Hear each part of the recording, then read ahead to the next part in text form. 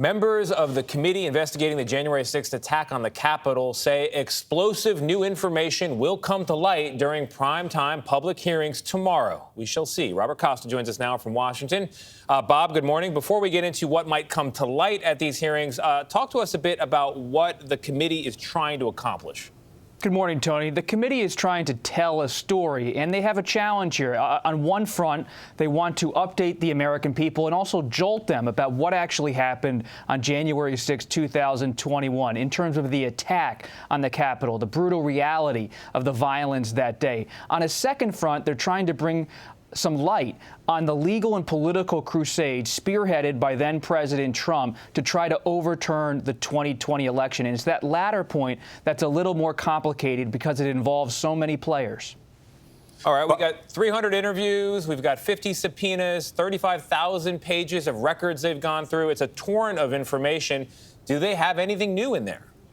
They do have new testimony that's coming from both video they've recorded from depositions. They're also going to have live witnesses, a Capitol police officer, a documentary filmmaker who was with members of the Proud Boys and Oath Keepers on the eve of the insurrection. And they're going to have a composite presentation that tries to bring that all together. We've seen the images. We've seen the videos. What this committee is doing, working with a television producer, is to try to remind people about what exactly happened, put it in chronological order, and bring people into the story.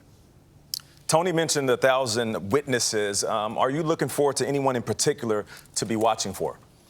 You think back almost 50 years, Nate, to the Watergate hearings in 1973. Sometimes it's not the people you know, but the people you don't know that really surprise you. And this time around, I'm looking for someone who's a little-known player to bring some new information to the fore. One of those people could be Cassidy Hutchinson, who's a former aide to former Trump Chief of Staff Mark Meadows. She has been cooperating with the committee. She could be, in a sense, the so-called Alexander Butterfield of these January 6 hearings. Alexander Butterfield, during the Watergate hearings in 1973, brought a lot of new information out about the Nixon White House. Cassidy Hutchinson, she's a younger aide who's not a lot of people know, but she was there, as they say in Hamilton, in the room with Meadows, former President Trump.